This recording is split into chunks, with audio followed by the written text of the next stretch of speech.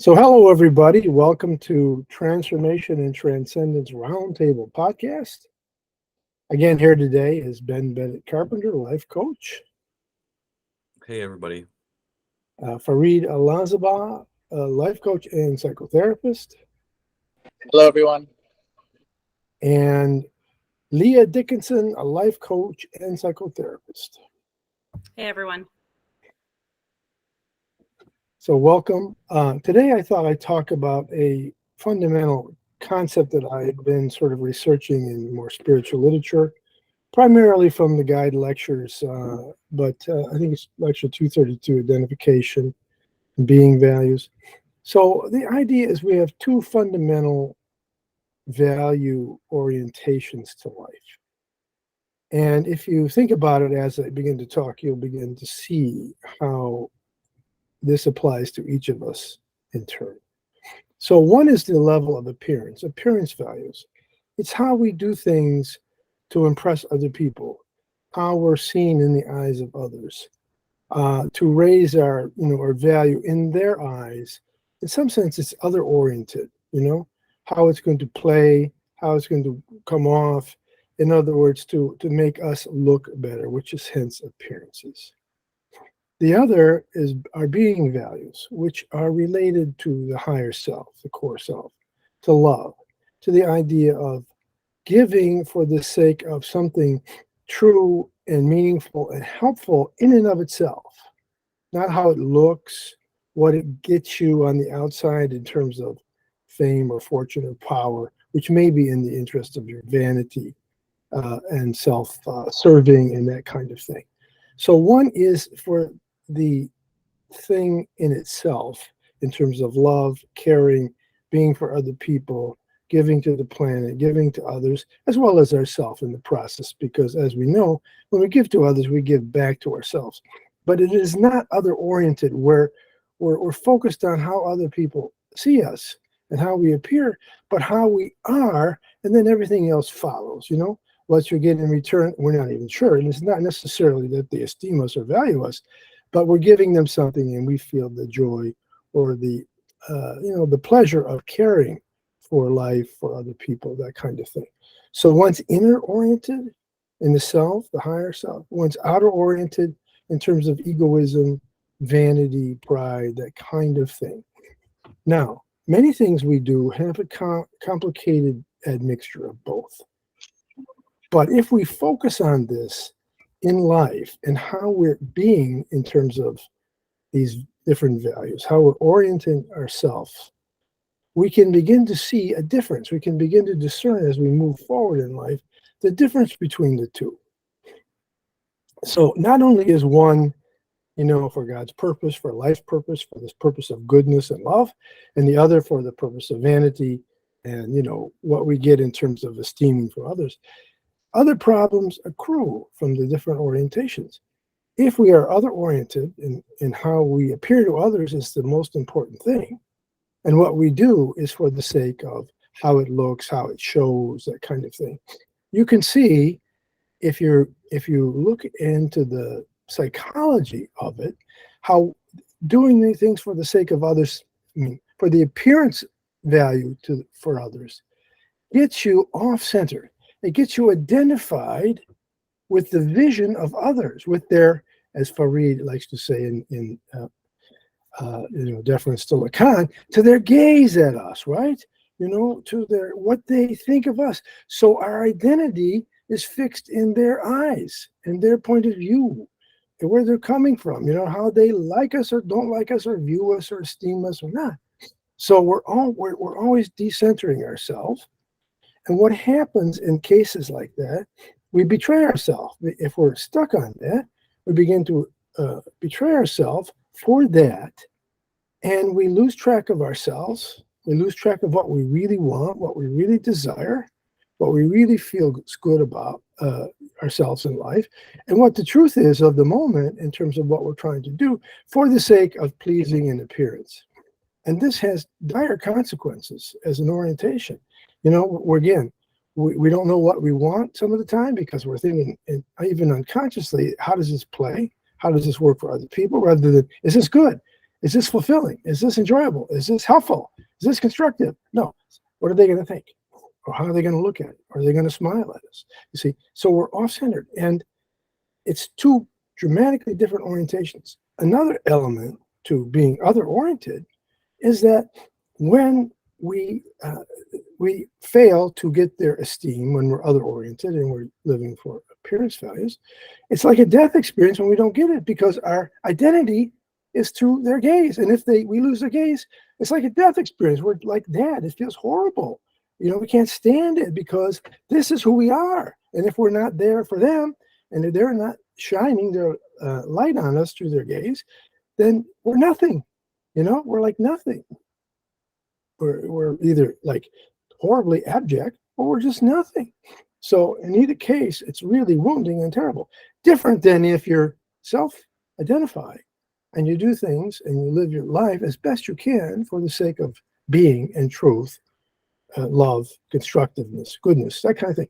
And just for the sake of what it is and not for how it appears. Now, if you get in a little conflict with somebody or they don't like what you say, it's okay. I mean, you might say, ouch, right? And nobody likes to be rejected or disliked. But it doesn't shake you. It doesn't rock you at your foundation. It doesn't feel like a death experience, It feels like, ouch, okay, all right. I can deal with it, you see? So fundamentally different orientations towards life. One is based in the higher self, in the core, and gets us back to identifying with that, with its principles and capacity for love and goodness and caring about the other as much as herself when that's right, And the other is just for egoism, for esteem from others, and this disorienting and disidentifying with our real self and their gaze, which is not a good proposition, right? And it's part of the ego's fate and why we have death experience, because we believe that if we're not held in other people's eyes or esteemed or values, it's a death experience in itself. If we identify with our higher self and love and all that, when we die, actually, the big death, the physical death, we're identified with that. We don't lose the same kind of sense of ego orientation, because our orientation is with this value of love, and it makes a transcendence, or the transition to another state of being through death, easier on us too. It's not quite so scary as it used to be, because we're identified with that instead of the worldly values of appearance. You see? Okay. That's a lot. That's, I always throw these things out. I know it's a lot for you guys to digest in a short time and talk about. Forgive me for that, but, here we go. So I'll stop there and let's start working it over for people. Well, Go ahead. This really brings to mind a lot of things for me, especially when working with my own clients, Dr. Solers, because I oftentimes see clients working and, over identifying with maybe what their parents have said, or with over identifying with their independence of self, but like doing things to help other people and saying things like, oh, I'm a helper, but they're doing it to take on like the responsibilities of others. And they're also doing it to appease other people too, and to feel good that other people appreciate what they're doing, versus appreciating and really truly knowing themselves and what it is that they like. And I can see how this can dart out into so many areas. So I'm going to try and keep it narrow here, but I can see how this can greatly impact people, especially if you don't have a very clear sense of who you are and you don't know what you want out of life. Then you're going to be basically throwing your eggs into thousands of other people's baskets, and your basket's still going to be left empty, and you may not even be aware of it until it's pointed out to you. Yes, indeed. And a lot of times we're not, or we are partially. And, what makes it more complicated is we do this to degrees. It's probably very few on the planet who are basically for being values, like totally, almost totally. And there's others who are almost totally for appearance values, and then there's a lot of us in between. And sorting that out and having the multiple kind of layers of, some of it is for how it appears, and some of it is for being values. But you still want to focus on then what's really the truth and what should you go with, And the other stuff, you just try to recognize and let go, and go back to what's the truth, what's good, what's constructive, what's helpful, and focus on that rather than how it appears. But it is tricky to discern this when it's happening. You have to really put it on your mind that, when you're doing something, what are you doing it for? You have to ask yourself that question, at least occasionally. You have to go, what am I doing this for? Especially when you feel a sense of tension about something. Is this right? Is this good? What am I doing it for? I think that's a key. I wanted to say, I feel that this distinction between appearance and being values also involves a kind of distinction between where you're getting meaning from. And I would imagine that with appearance values, you kind of forfeit meaning making to the other, whereas for being values, the meaning of things is more within your own locus of control. And I think Leah brings up a good example to illustrate that when she talks about people who, in her words, over-identify with the helper role. Because, for example, if somebody has done this kind of over-identification and they drive someone to the airport, for example, and they don't get the kind of gratitude that, for whatever reason, they expected, I can imagine that if they were more on the appearance values side, they may be quite disappointed, and they may feel, well, why did I do this if the other person didn't give me the kind of respect and thanks that I felt like I wanted? Whereas someone with more being values would probably think to themselves, it was very fulfilling for me to help someone out in this way and do a favor for somebody. And I think the way that meaning plays into that is the meaning of driving someone to the airport. If you're more appearance value oriented, it's okay. The meaning is it's an opportunity to get positive feedback or to be thanked or to have gratitude expressed to me.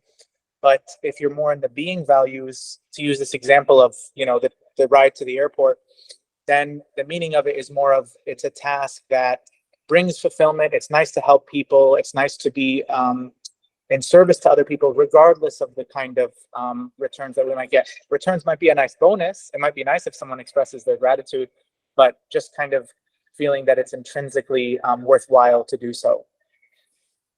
Yeah, that's right. That's right. It's not so focused on how they're going to respond. It's focused on, is this a good thing to do? And do you feel like, love and you want to do it? And then you do it. And then if you get gratitude, that's good. That's, we like gratitude. That's great. Accepting the gratitude can be giving too, right? This overcomes the duality between giving and receiving. But it's not so, it de-emphasizes, it moves you away from, you're doing this just for how they're going to respond, how it's going to appear. It's that kind of thing, which I think you're hitting on. And you're kind of talking from more of an existential point of view, which is fine. We have a lot of people who really relate to that frame of reference. So that's good. So I guess my angle on this is I've been studying, my current study focus right now is in like shame and shame-based identities, shame-oriented families, and this to me, I'm wondering what role shame and plays in this sort of dynamic of being really concerned about how other people are viewing you, as opposed to these being values, like how I feel internally regarding what I'm doing and how I'm being on my own. Yes, you want to answer your own question? I think you have some ideas. Want to play with it? Want to play with it? Yeah. Sure. Gosh. Okay. Well, I'm so new. I'm realizing I have my own shame work to do because I didn't it's just not talked about, especially in shame-based families. No one's talking about shame, right? So, but like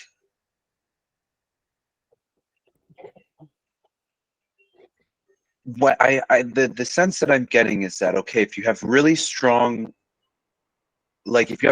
experiences and when you're a child of shame, then you can have one of two more extreme directions that you can take to cope with that. One, you can do this gaze sort of thing where it's like, hey, now I'm going to be hyper oriented towards other people's needs. I'm going to be hyper oriented towards how other people are perceiving me.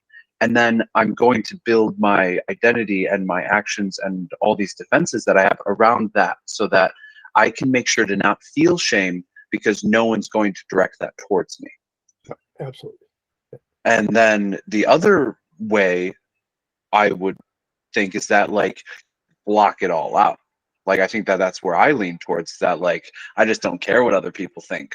I really don't, even though I do. There's parts of me that really definitely do care how but the majority of me is I really don't care. I'm just gonna be me. I'm gonna do what I do, and which has served me really well in certain ways, but in other ways it's really detrimental because it's actually useful to have that gaze, that orientation towards gaze. It's okay, this is how people are perceiving me. If you totally block that out, then you're actually missing out on a lot of valuable information.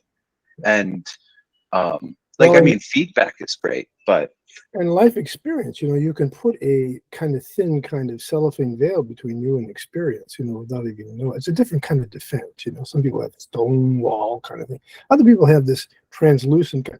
It's there, but it doesn't touch me, that kind of thing. And it's a defense, and it's really a counterphobic defense, right? Because you're so afraid and you're so dependent on wanting them to like you again to make up for the shame or esteem you or value that in the pain that you've been hurt with the shame. You're going to distance yourself so you don't, but then you cut off, right? And it has negative effects too, right? You miss life, you miss out on life. And even then you're really repressing and denying your need for other people's appreciating you and valuing you, right? So you've gone to another extreme as a counterphobic defense, which perhaps it has some value to it in terms of, rather than being ingratiating, but again, you miss. I think you've identified things you start to miss in life, right? Yeah. And if you go too far, you get it's deadens, right? It's deadening, and you're kind of this kind of what we used to call schizoid withdrawal. You just withdraw. It's a defense of being above it, being above it all, and really it keeps you out of life, and you try to stay above the worldly winds and the troubles, but you miss that, and you've come here to be in this incarnation, I'm sure, to be a relational, loving, giving person, right? Who feels these things, not somebody who lives on the mountaintop, right? And watches it go by underneath, to use some metaphors, yeah? Yeah. Well, and I can relate to most of what everyone's been saying so far. And one of the things I think of now, Joshua, is that it could also be kind of both at the same time, which is something I could relate to, which is you're bifurcate or splitting, sort of when I'm dealing with parents, when I'm dealing with teachers, when I'm sort of thinking developmentally too, I guess, sort of growing up. But when I'm dealing with a public world, I'm in the meeting other people's needs, trying to match up to other people's image. And then you've got sort of and that's sort of dealing with one way of dealing with the shame is hey, I'm just going to try to match, like you were talking about, Dr. Sellers, I'm just trying to match this image that other people have. But then at the same time, and it could be privately, then it's sort of shameless. That's it. Fuck shame. It's sort of I don't care what other people think. I'll do what I'll do. And it doesn't have any consequences because it's not with other people. So there's no blowback. And so, yeah, that's you got me thinking along those lines. Yeah. Also, Mhm. something kind of comes to mind too from like the EMDR perspective. So, yay, I'm throwing that in because I'm getting trained in it. But like, I don't know. I feel like a sense of sadness as we're talking about this, actually, just because it's so sad to envision like the earliest moments of a young person's life. So we're going to also developmentally look at this for a second too, where they experience something like a rejection from a parental figure, or they're shamed for thinking or doing something. Or a good example, I had a client who recently shared an example when they were really sick and how they felt shamed by their parent, not comforted in that time when they were feeling really vulnerable.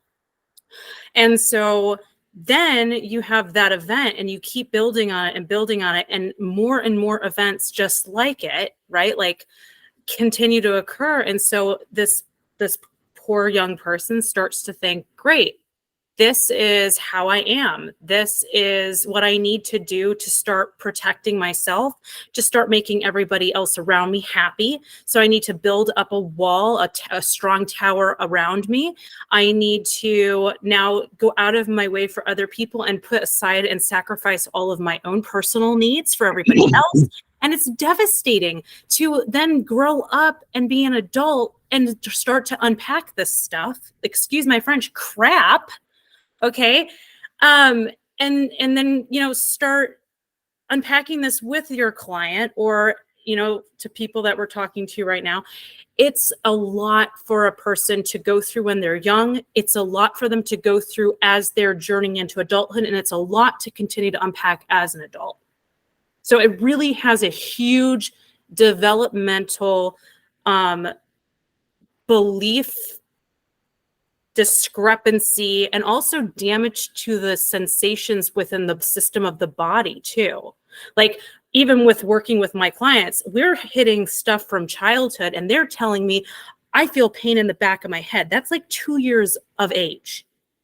Okay. They're telling me I have a burning sensation in my heart. I have, pain and discomfort in my limbs. I mean, so we're talking about not just like the stuff on like a psychoanalytical, but also a body sensational level as well.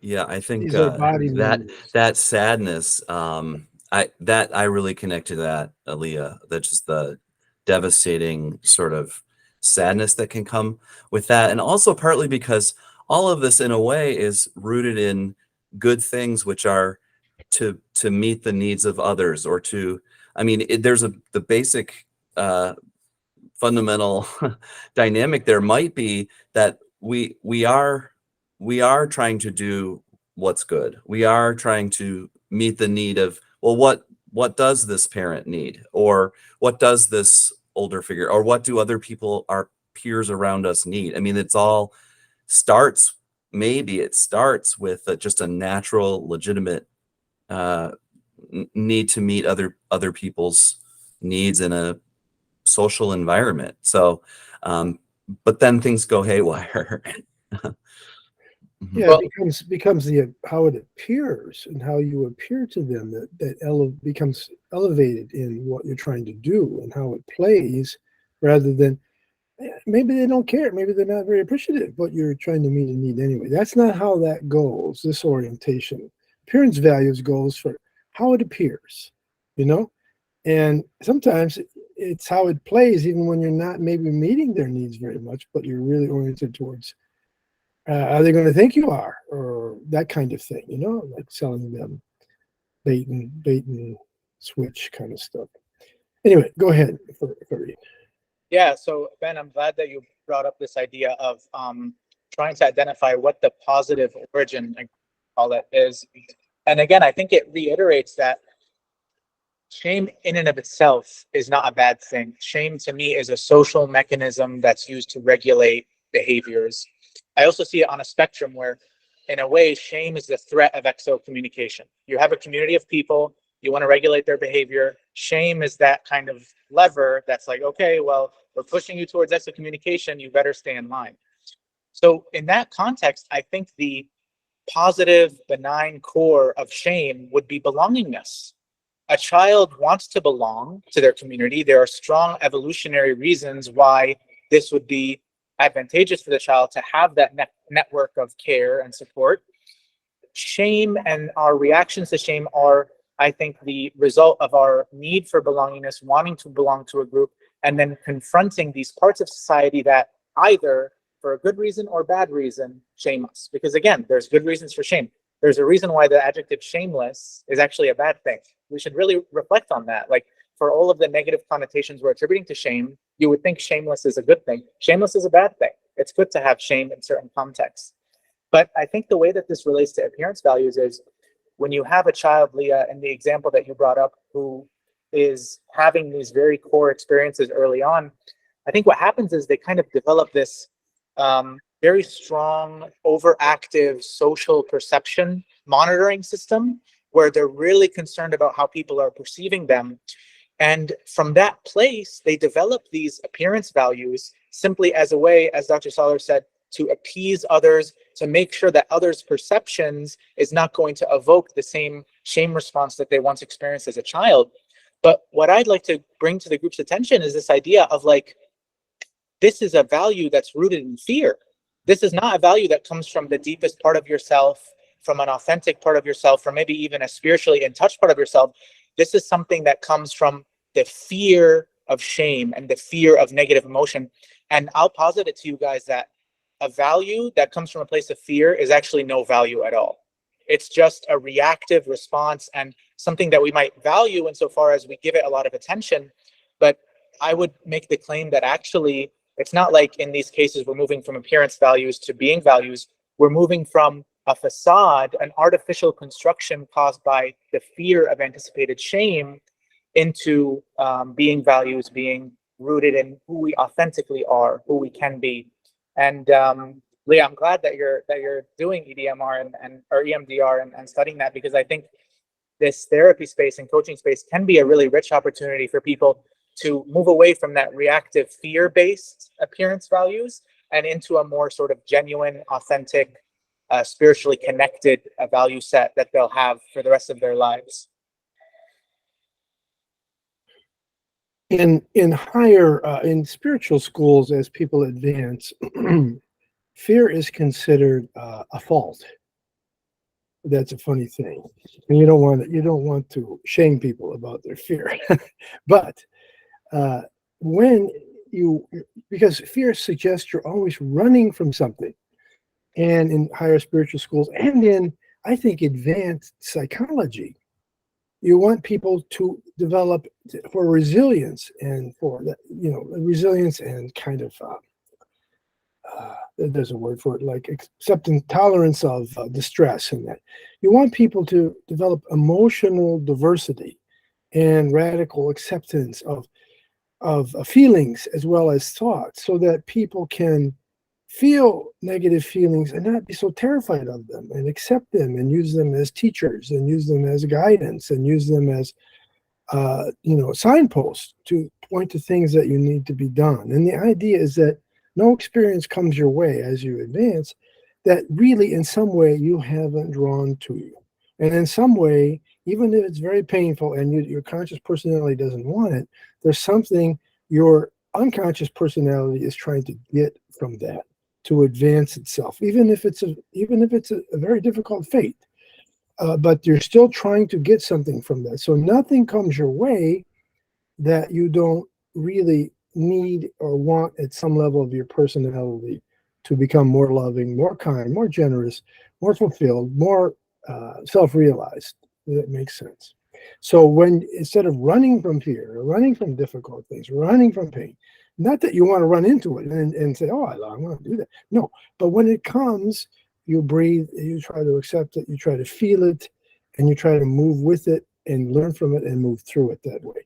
So then at a certain point, when pain comes, the idea is already the anticipation of the expansion that occurs after you accept it and move with it and learn from it is already sort of detoxifying the painful, difficult experience, and you begin to merge pleasure and pain in one experience in the positive way, not in the masochistic way, but in the expansive, liberating way that you want to do when you're looking for self-realization, transcendence, that kind of thing. So, did I go too far with that one? I don't know. But, you know, the acceptance that the trying to not run in fear, but accept whatever comes our way, even if it's difficult, to breathe and lean into it a little bit and feel it and use it for your benefit. That's what you shoot for. And that's not fear. So fear is something you want to be able to, as you move through life, not run to all the time and not run from things in fear. You want to be able to detoxify that. And as you do, it happens less. You know, life becomes less threatening. And you also don't have the negative effects of projecting, you're forcing to run away from things out and causing more conflict and causing reverberations back to you that are negativistic, which does create more pain in your life. Yeah, I can definitely agree with that, Dr. Solers, from like the higher stance point, because I've noticed even through my own work as a therapist working on myself, that the more I get past some of the, excuse my cat, the reactive, like the reactive nature of my fears, and I start being able to move and make more progress and do the scary things, the more I feel empowered, the more I feel free. And and that's a lot of what I work with my own clients on too, is, hey, you know, I understand that we're scared and stuff of things, but like, just like I work with little kids, I'll say we can do the scary things because it's true. It doesn't mean it's going to be easy, right? And it doesn't mean that we're not going to run into things at times that are really scary that we might need some assistance with, but it's learning how to get to a point where we're able to start feeling less of that reactive nature, and also not putting so much into the things that we're afraid of. And I know, because I've done it too, where I'll work myself up with something and I'll keep talking about how scary it is.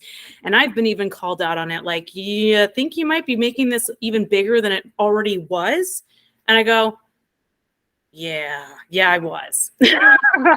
And like, you can even see our clients, they'll tell you, hey, is it shame-based?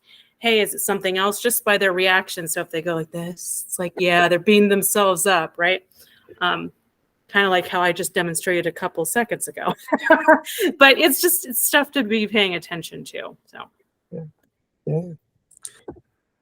Well, and one thing with fear that I always come back to, it seems difficult for me to sort it all out. I mean, because one thing I think of is if there's like we've used the example before, if there's a lion running towards you, about to devour you. I mean, there's these legitimate, you might say, immediate existential, not just threats, but like real fear that a lot of times I think we would say we legitimately need to feel. It's natural to feel that fear.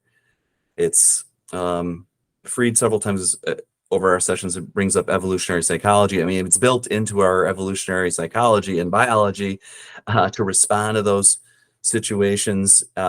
Why? Because I mean, not to get too far into it, but some of our ancestors. Well, some of our ancestors before that didn't have that impulse don't exist anymore. And they didn't have offspring because they didn't survive the lion attack or whatever it is, So, I mean, so there's that really functional, natural, so I think of also like a child who's in a certain situation and they feel fear and it's natural and so on, then they definitely should respond to that. That's a natural impulse that they should definitely pay attention to and definitely respond to. But having said all that, I mean, then we get back over to, well, which types of fears are we talking about? And to me, in a way, I feel like we're getting back around to like the appearance versus being thing. Because I mean, if I speak for myself, I mean, I have all these quote unquote fears. They appear fearful. There's no lion coming, like you said, Dr. Sal. No lion. There's no lion. I have a lion in my head coming. It appears to be fearful, or say it's Leah, you're mentioning clients, it appears, it seems to be very terrifying. And that's not to minimize, because I'm in that situation too. It appears to be very fearful. But then what is it really? And then, I guess that's what I'm kind of trying to work from the back up to.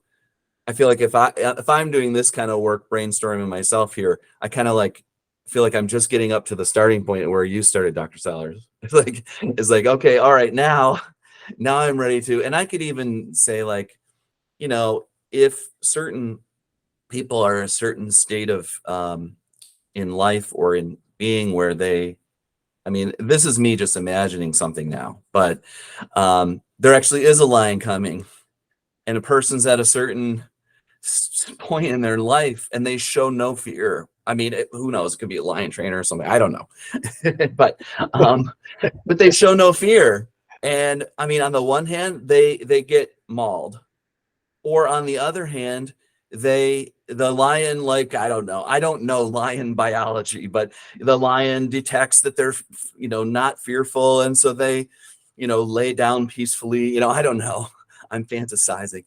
But in my interpretation of what you're saying, Dr. Sellers, at a certain point, maybe a certain person might just be peaceful about either one of those options. I may be devoured by the lion. The lion may lay down with me. I'm at a point in my life where I feel no fear either way of that. But that's one of my brainstorm there. Well, it may be the case. I don't know. Most people would run, even advanced people would run from the lion. But you look at Socrates. He took the hemlock. He wasn't afraid, and he felt it was the right thing to do. So maybe it's not a lion, but it's a similar kind of thing. And that it's your demise. Your skin's on the line, and he wasn't afraid of that. I do think that can happen, But as we evolve, I think you have less of these conflicts, and it is more psychological. Now, I don't know. You may not believe that, but it makes me think of the parable in the Bible. It's Daniel and the lion's den, right? The lion, speaking of lions, right? The lion was, he's friendly lion. The lion and the lamb will lay down together. See, I think that's a metaphor for the fact that this can be transcended. And the lion doesn't appear at some stage of your evolution, If it would, you wouldn't care that much, or you'd find a way to handle it, or you use your ego as best you can. If it couldn't, you would surrender to it. And then you pass on. But I do think it doesn't appear so much as you move along, which means the violence appears less and less in your life as you live from a state of less fear and less anger as reactivity. You don't create and have come back to you negative circumstances so frequently. Yeah. So often it happens less and less as you move through life and as you move this way. And you can see it. Some people are in this paranoid position. They have a lot of anger and fury deep down. They put themselves in all kinds of dangerous positions, and they're fighting all the time. As they get better in psychology and you help them, less and less, and they don't want it anymore, and they find more peaceful ways of being in this lifetime. But imagine if you were doing it lifetime after lifetime. It would be different, unless you came back to work on something in particular, that was difficult or something. But basically, the arc is to move to more peaceful, joyful, ecstatic ways of being. And so you have heaven on earth, right? That kind of thing. Your kingdom of heaven is within you, and it manifests in your life, if that makes sense. It may seem paradoxical, but you transcend this unitive state, yeah? And you can do that in the body in this lifetime to a great extent. But through cycles, you do it more and more. Some people don't believe in that. You don't have to. Just take it then as a metaphor if you don't want to believe in that. Yeah, that's fine. I think we lost. I think we have one chance, and that's it. But we all have different senses of that. Yeah. Yeah. So you'll do the best you can in this life. Yeah. Yeah.